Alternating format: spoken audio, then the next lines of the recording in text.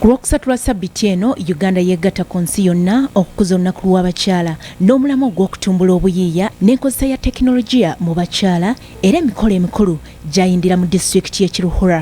Families getting out of poverty is a good base of solving other problems.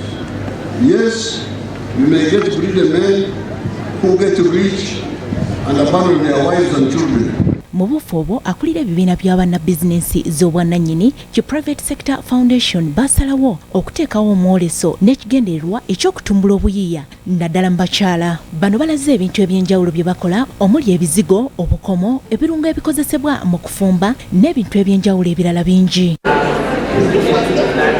Wano Minisita wa Kampala Hajat Minsa Kabanda wategeezezza nti waliwo obwetaavu okwongera okusomesa abakyala okubeera abayiiya naddala nga bayiiya ebyo ebisobola okuvaamu ensimbi.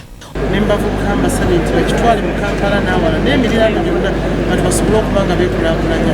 Kino ekintu ky'endaga wano kirungi ddala. Ono era asabye abakulu abakuliddemu omwoleso guno okufaayo ennyo okukwata ku muntu wa wansi nga bategeka emisomo egiri mu lulimi Oluganda.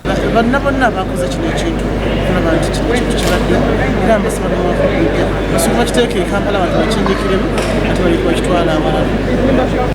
Ye omumyuka wa ssentebe w'ekitongole kya Private Sector Foundation Uganda Sarah Kakembo annyonnyodde obumu ku bukugu abakyala bwe boolesezza mu kukola ebintu eby'enjawulo.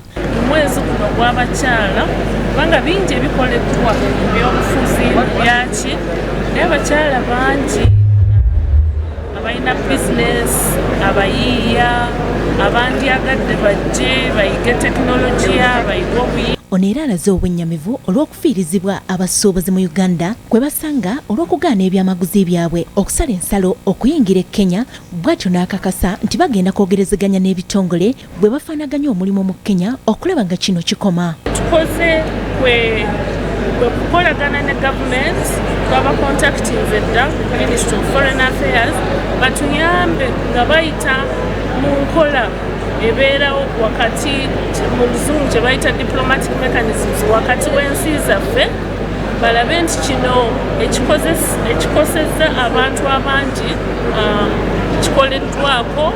Sandra Nabaggala ne Paul Bakabulindi, BBS Terefayina.